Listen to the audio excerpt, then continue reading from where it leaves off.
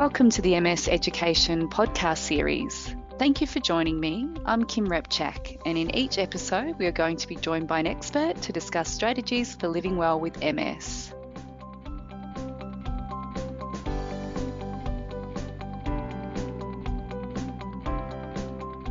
Today, we are talking about building healthy relationships using the Sound Relationships House framework. My guest speaker today is Helen Diamond. Helen has worked with many couples for almost 23 years, helping to address relationship issues and to rebuild intimacy and wholehearted love and connection. Welcome, Helen. Hi, Kim, and thank you for inviting me to be part of this podcast today. Great to have you, Helen. Sometimes when a partner is diagnosed with a chronic illness like MS, it can have a huge impact on the relationship. What can cause this disconnection, Helen? Well, Kim, I'd imagine that a diagnosis of something like MS would lead to a great deal of stress on both the person who's experiencing the diagnosis as well as their partner. And we know that under stress, we all regress. So our ability to think about our partner in such times and think about our couple relationship is going to be really impacted by that. As well as that, the diagnosis can often affect how you see yourself and your confidence. I think can also be coupled with all the symptoms that accompany MS, together with a sense of grief about perhaps the health that you may have experienced prior to that. So, of course, as someone with MS, it's going to have a major impact on how you see yourself as a partner in the couple relationship. Absolutely. The Sound Relationship House framework highlights the importance of knowing each other's world. I imagine it's vital for both partners to be able to see from each other's perspective, especially during a stressful time. How might we begin to do that? How do we start to reconnect as a couple once we've received a diagnosis like this? Yeah. Well, firstly, the Sound Relationship House is a model of relationships that John Gottman, who's an American psychologist, devised. He's been examining and studying couple relationships for almost 50 years, and he's come up with this model which includes components which couples can choose to observe and practice. And if they do this, it can lead to really successful, strong couple relationships. So drawing on that model, there are a few aspects that are really helpful to support couples to reconnect if they're feeling as if they have disconnected. And some of these aspects include developing and nurturing what Gottman calls a positive perspective to be able to manage conflict. Now, that's not eradicating conflict. It's how couples actually negotiate and manage any conflict that might arise. And also this whole idea of making life dreams come true and creating a sense of shared meaning together.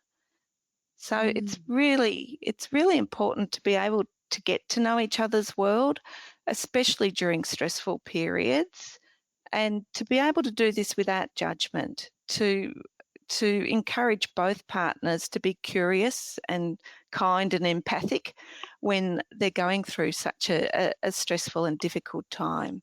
To be able to do this really helps them to work together as a team. It sounds like there's quite a few components to it, but it's based on his observation of many thousands of couples and what's worked well for them. Yes, that's exactly right. And he's come up with this term of, he calls them masters of marriage or disasters of marriage. And he has found that the masters of marriage regularly do these sorts of things, like, scan the relationship for the positives. They're able to manage their conflict, and they also have that great sense of connection and fondness towards each other. In fact, he says that one of the most important factors of a successful relationship is that you actually like each other. So very important, I imagine. Yes. Extremely important. So one aspect of really deepening your friendship in the relationship is what Gottman refers to as creating love maps. And I suppose it's really like when you first started out in your relationship with your partner. You're so eager to hear so much about them. You're interested in what they're thinking, what their views are, their likes and dislikes. And over time, we can get a little bit sort of tainted or a little bit jaded, and we forget to have that curiosity about our partner. And often we think that we know everything about them, but this is obviously not the case. So being able to develop what Gottman refers to as love maps is a really lovely way of maintaining that friendship and connection. And we can do this by, one of the most important things he talks about is just asking open questions. So being curious, for example, what are you finding most stressful right now? What's one thing you'd like to change? What would you like more of? So, really giving the other person your full attention and your focus and being really interested, letting them know that you're really interested in how they see the world. And I would imagine this is really very pertinent for couples where MS is involved. Helen, it sounds like it's vital for couples to almost do like a regular audit of where they're at so that they can both look at whether they're on the same track and whether they still have mutual goals. Oh, that's such a great idea. And it's really interesting, isn't it, how little time we often spend on our couple relationship. When you think of it as being one of the most important aspects of your world, very, very often we're like ships in the night, coming and going and not really having a great sense of understanding of what's going on in the other person's world, as well as not really prioritizing time for the relationship. So one of the other approaches Gottman talks about is this idea of having a 20-minute stress-reducing conversation every day. So when you think about it, spending 20 minutes on your couple relationship equates to just over 2 hours a week, which in the big scheme of things is, for most of us, probably not a huge ask. And the benefit of being able to set aside 20 minutes a day is that we really get an opportunity to focus on our partner, to take turns listening to what's going on in their world, to listen to, what they've been thinking about, what they've been feeling, and any other sorts of issues that they'd like to talk about. And it could be a really lovely thing to create a bit of a daily ritual where you carve out time to do this with your partner. So you might need to make sure that if you've got children, that your children are occupied or in bed, and then just to have that time where you're sitting down without any technology and any other sorts of distractions. It's also really helpful if you can maybe sit on the couch together so you have an opportunity to have a little bit of physical closeness and to really relax together and make it quite a special time. And ideally, if you can do this every day, it means that each partner, each person in the couple relationship has that opportunity to really get to understand what's going on for their partner, as well as the opportunity to be able to talk about what's on their mind. So important. It's funny, Helen, we often make time for other tasks like washing the car, ironing, but we neglect making time for our relationship, which is so much more important. It's so true. And I think often we take it for granted, and that can be where we take our eye off the ball. And, if we're not aware of it before too long, we can feel quite distant from each other. So something that John Gottman talks about is this idea of small things often. So to be able to express your affection, your gratitude, your appreciation to your partner throughout the course of the day. So it's not like you're saving up for one massive sweeping gesture of love. The fact that you're doing little things every day. So it might be giving your partner a hug or letting them know, about some of the things that you appreciate about them, or thanking them, expressing some gratitude for some of the acts of kindness that they might have expressed to you. So there's lots of things that we can do once we become aware of what it is that really makes those relationships strong and successful. Gottman also talks about this idea of developing what he calls a habit of mind. So to get into the habit of scanning your relationship for the positive things and really looking out for the things that your partner does that you appreciate, and then taking that next step to actually let them know what it is that they have done that has led you to be so appreciative. It sounds so simple, but we miss it, don't we? It's so important, these little things, small things often, that would make a big difference. In particular, with couples, I've heard couples say that the person has MS, but that MS is in their relationship. So I'd imagine this theory becomes even more important in being united, in tackling some of the challenges that MS can present. Yes, it's so true. So to think of moving from me to we is a really helpful idea, I think. So of course you're individuals within the relationship, but when you're able to see yourself as a couple, as a united front, it does make things so much easier, particularly when you're going through stressful times. And this ability to move from me to we is really enhanced when you can draw upon your friendship within the relationship, when you see the other person as a partner rather than perhaps as an enemy, which can sometimes happen when we're really stressed. Absolutely. I was fascinated, absolutely fascinated, when I was reading about the use of love languages in rebuilding connection.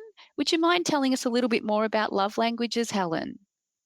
Sure. So the concept of love languages was developed by a guy called Gary Chapman, who's written several books on the subject. And basically, he came up with this idea that each of us have a preferred way of giving and receiving love.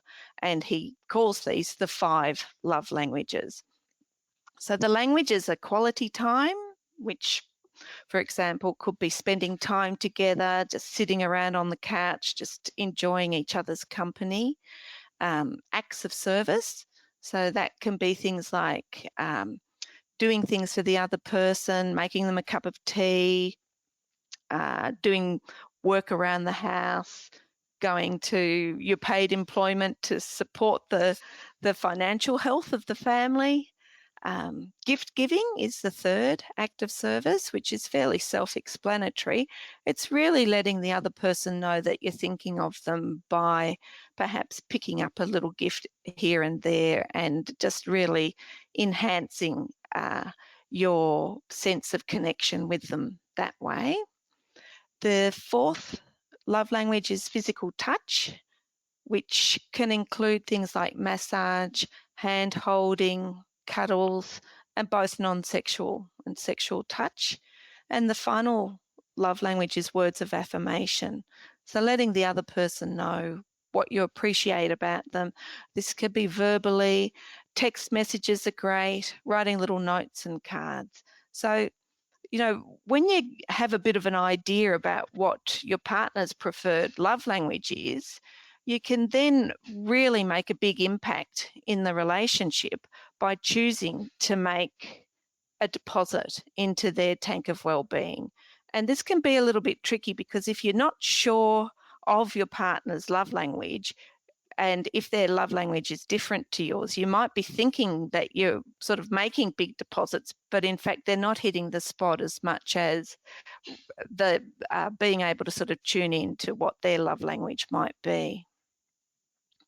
So I've got a bit of a personal example of that. My preferred love language is quality time, and my husband's is acts of service, but I had no idea of this about 25 years ago when we had 3 little children in the family, And my husband decided to build this huge clothes horse to put in our living room during the winter to make sure that our family's washing dried during the cold, wet Ballarat winters. And this obviously meant that he spent a lot of time in the shed working on this project. He is not a carpenter by trade, and it took quite a lot of time. Meantime, I was in the house fuming and resenting the fact that he wasn't hanging around with me and the kids. And I can recall that feeling of, what is he doing out there? Doesn't he know that he needs to be in here just hanging around with us? And so it was a matter of a fair little bit of tension between the two of us. And then when I finally discovered love languages, it all made sense to me. This was his way of showing his love to us, not necessarily a way of escaping the family. So I'm very happy to say that the Trojan horse of clothes drying still takes pride of place in our living room. But I think, it's just an example of how you can misconstrue the other person's intention if you're not aware of where they're coming from as far as their way of giving love. Absolutely. I know that I appreciate acts of service, like help with dinner, but at times I might not say this, and that can cause tension. I guess our partners aren't mind readers, are they? No, that's so true. It doesn't matter how long you've been with your partner, there's no way that we can know what's going on in their minds. And in fact, I think it can be quite detrimental to the relationship if we assume that we know what they're thinking. It's also very unrealistic to expect our partners to be able to read our minds. So I think it's where both members of the couple really need to take responsibility for expressing their needs as clearly as possible. We mentioned before that communication is even more important during times of stress, and in particular, adjusting to MS in the relationship, particularly when the person may feel unwell and is struggling to have their own needs met. I imagine it becomes even more important to know how to comfort your partner and what works best for them. Yeah, so true.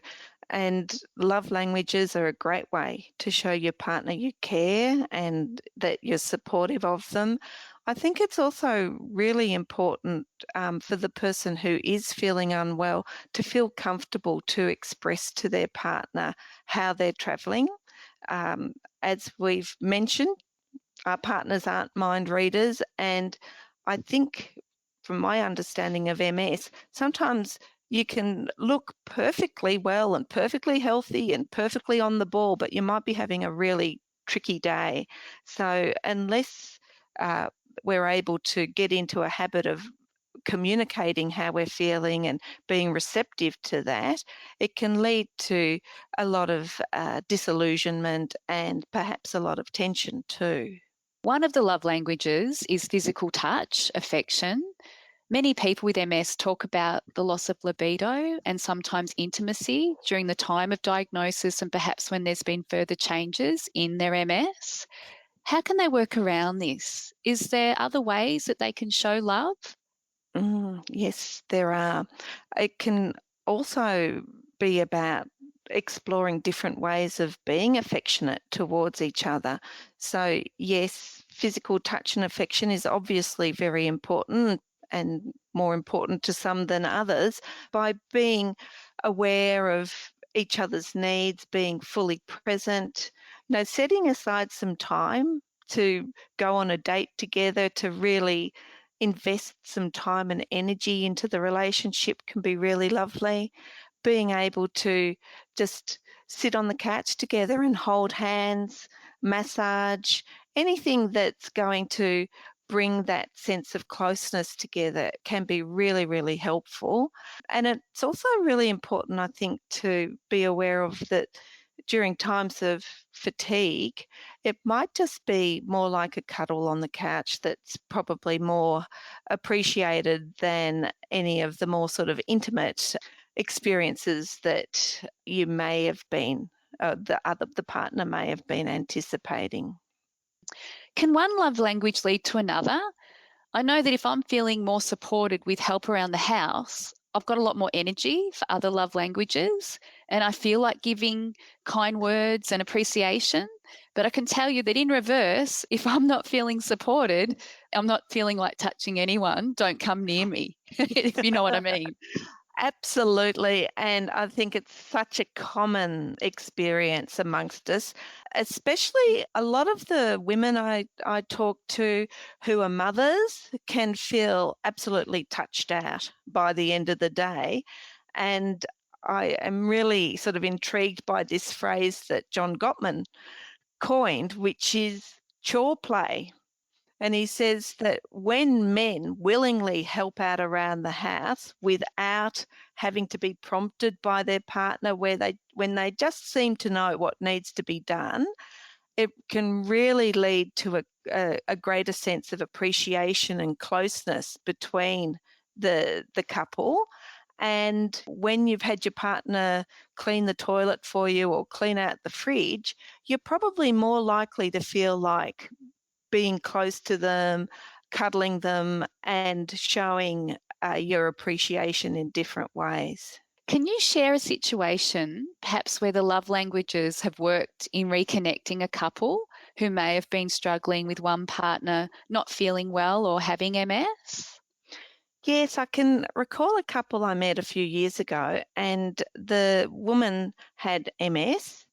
And one of her symptoms was that she felt very hot a lot of the time. And so, as you can imagine, physical touch wasn't high on her agenda. So, her love language was actually quality time. And she just really liked spending time with her partner. But the problem was one of his preferred love language was physical touch. So as soon as they started spending time together, he often took this as a bit of a cue to advance things and move things more into the physical touch realm, which wasn't her intention. So you can imagine the sort of tension that developed between the two of them. One of the other things that she really appreciated was the acts of service because, when you're feeling really exhausted, it's really hard to get all that you would like to get done around the house. So after some discussion, they were able to come upon this idea that if her husband was able to help out around the house and once again getting into the habit of doing things without having to run it by her in the first place, she actually ended up with a lot more energy at the end of the day. So at times, this could then be channeled into the physical touch love language, which sort of ends up in a bit of a win-win for both parties. So she felt that she'd been supported by her husband, and in turn, she felt a bit more generous in considering his preferences. Obviously, it didn't work all the time, but it was something that really opened their eyes to how both parties saw their relationship and how both parties were able to contribute in a meaningful way to their connection. What can happen, Helen, when there's a negative pattern? We often see where people aren't tuning into each other and there's a bit of a spiral down, a bit of a negative, I guess, which leads to them turning away from one another and withdrawing. Are there any strategies they can use to try and stop that negative spiral? Yes, absolutely. And I think in every single relationship, we're going to have times where we find ourselves in this sort of pattern, and it can be for a whole range of reasons. And I think it's really important, firstly, to acknowledge that there will be times when things aren't running as smoothly as we'd like them to be, and that's normal, and that in most cases, there are lots of things that we can choose to do to turn the boat around if we're wanting to do that. So the first thing is to actually recognise what's happening and to make a decision to address what's going on between the two of you in the relationship. Sometimes in a couple relationship, one person might be really concerned about the health of the relationship and the other person might be totally oblivious to it. So to really be able to talk in a non-judgmental, non-blaming sort of way about what's going on and what this is how this is impacting on the couple relationship. So one of those, another key component is to really be able to put yourself in your partner's shoes and to try and get a sense of where they're coming from and what might be going on for them.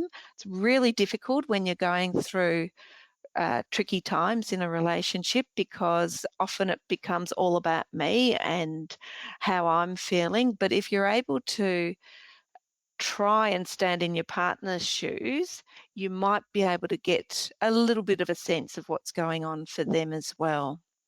It's definitely not a time for ledger keeping and point scoring and trying to sort of work out who's right and who's wrong. I think instead it's really important to look at the relationship as almost like the third party in your couple relationship. So you've got me and you, and then you've got the relationship. So to really look on working on what you as individuals and as a team can be doing to really build and enhance and get back on track.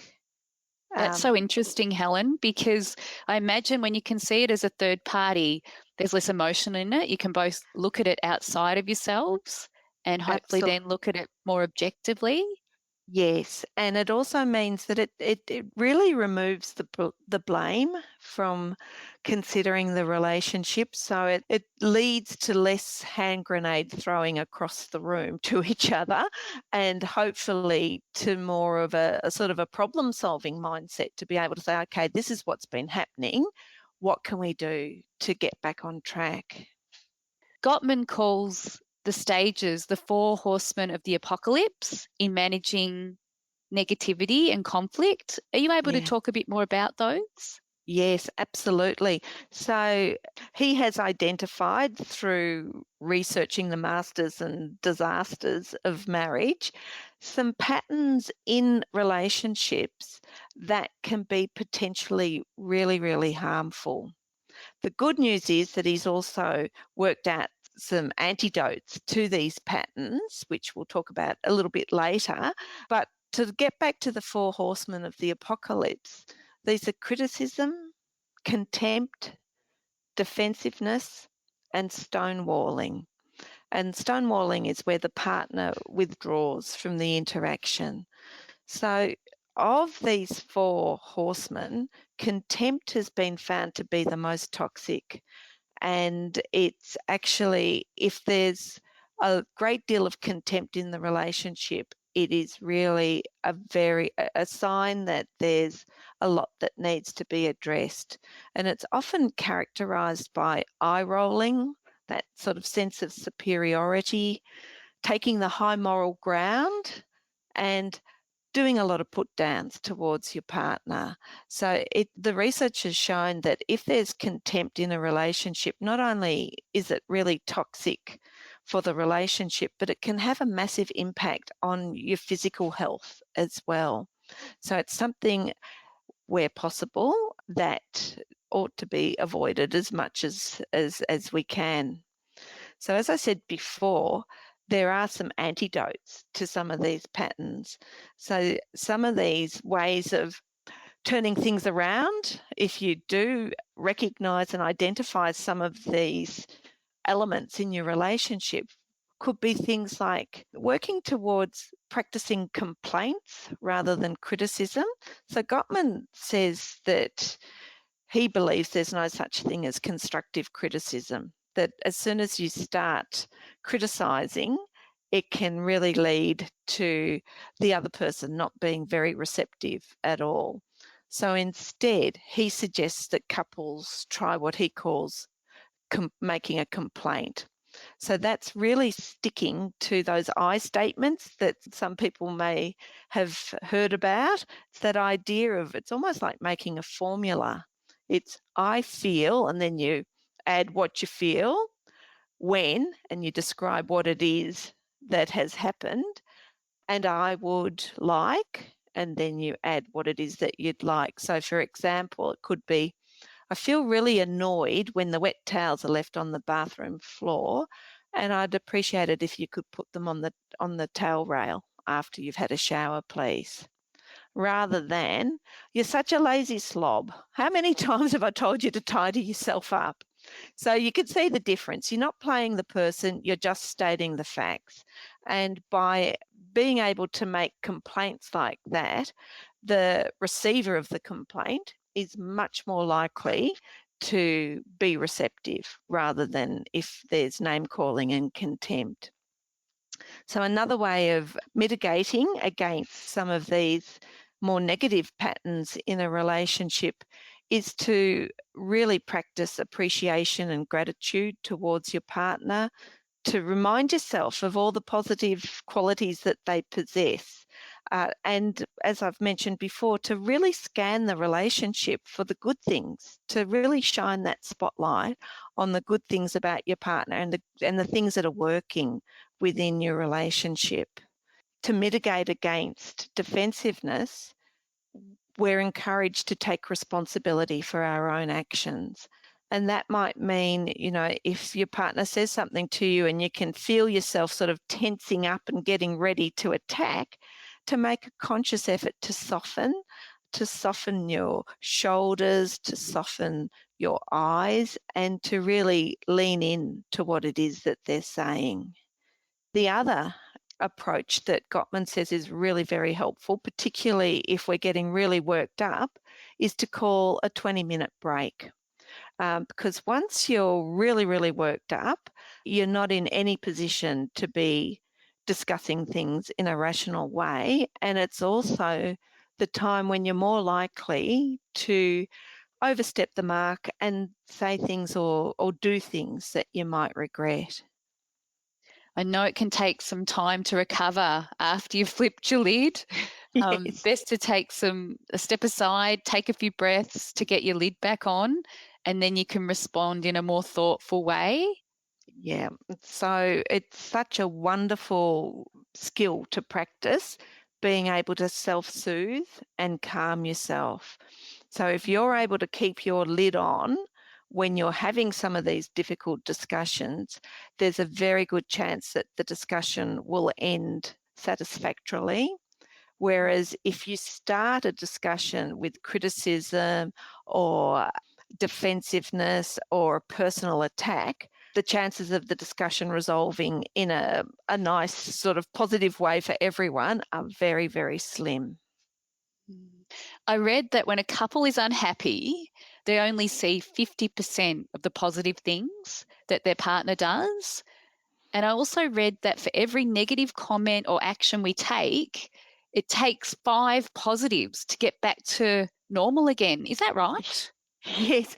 Well, once again, Gottman has studied couples when they're having discussions about potentially conflictual subjects. And he's found that every time there's a withdrawal, what he calls a withdrawal from the couple relationship, so that might be negativity, it might be contempt, it might be putting the other person down, it might be criticism, it might be the eyeball rolling.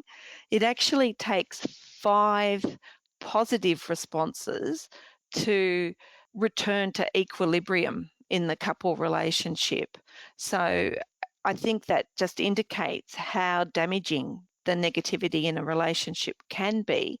So if we can get into that habit of having a positive perspective and really looking for opportunities to develop fondness and admiration, it really helps us to view our relationship through a much more positive lens. I think when you are feeling unhappy with your relationship, you're going to scan the relationship for everything that supports your view of the relationship.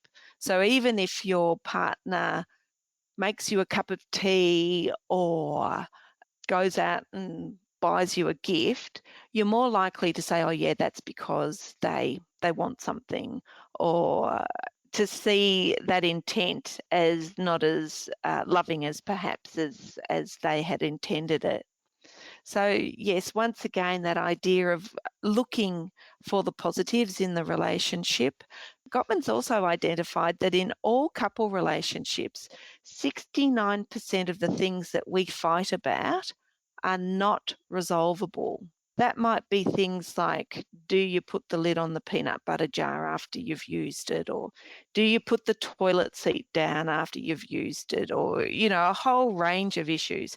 And if we know that there are about 69% of the things that we engage in conflict about, then we can choose to perhaps agree to disagree on certain things and to put things onto the back burner for a little while, and then to focus on the things that are really important to us.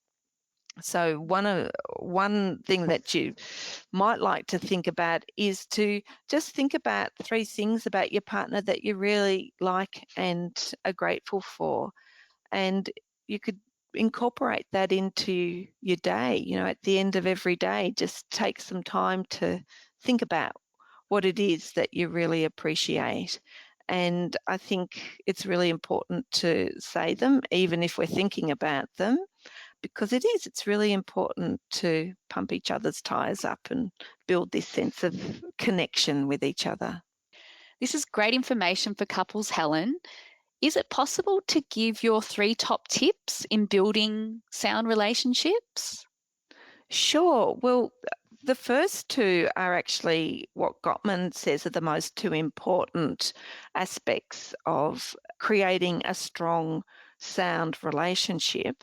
And the first one is to strengthen and maintain your friendship within the relationship. So build your love maps, remind yourselves of what it is that attracted you to each other in the first place, make time to spend together, really work on looking at the positives. And the second one is to work on ways to handle conflict within your relationship, bearing in mind that every single couple has conflict, and it's not the presence of conflict that is a determinant of whether or not the relationship will succeed. It's more how the couples agree to manage the conflict within that context. And the third one that I would add is to practice kindness and compassion, both towards yourself and your partner. Yeah, they're great points. Where can people go, Helen, if they'd like to access more information on this theory of the Sound Relationships House? Well, John Gottman has a fantastic site called the Gottman Institute. So this is a website. You can also follow the Gottman Institute on Instagram and Facebook. Absolutely fantastic. They have wonderful articles, posts that are really easy to read, that talk about not only the couple relationship but the parenting relationship, because a lot of the things that we've talked about with relation to couple relationships are also very applicable to relationships with our children. So that would be something that I definitely recommend. You can also sign up for a free email called the Marriage Minute, where you're sent little tips about things that you might like to try as a part of a couple relationship. They have a podcast which is called Small Things Often, and within that podcast they explore various aspects of relationships. And there's also a free app which is called the Gottman Card Deck, where you can download activities relating to some of the components of the Sound Relationships House. There's also an awful lot of information about the 5 love languages too. Obviously, you could look for Gary Chapman's books, but there's lots of information on the internet about love languages. Thanks so much, Helen, for all the valuable information. I'm sure it's going to be such a great help to so many couples. Much appreciated. It's my absolute pleasure, Kim. Thanks for having me. For more information on anything that we have covered today, please get in touch with MS Connect on free call 1800 042 138 or email msconnect@ms.org.au. And don't forget to find the MS podcast on our favourite podcast player such as Apple, Google Play, Spotify, Overcast, or you can access the podcast directly from our website ms.org.au.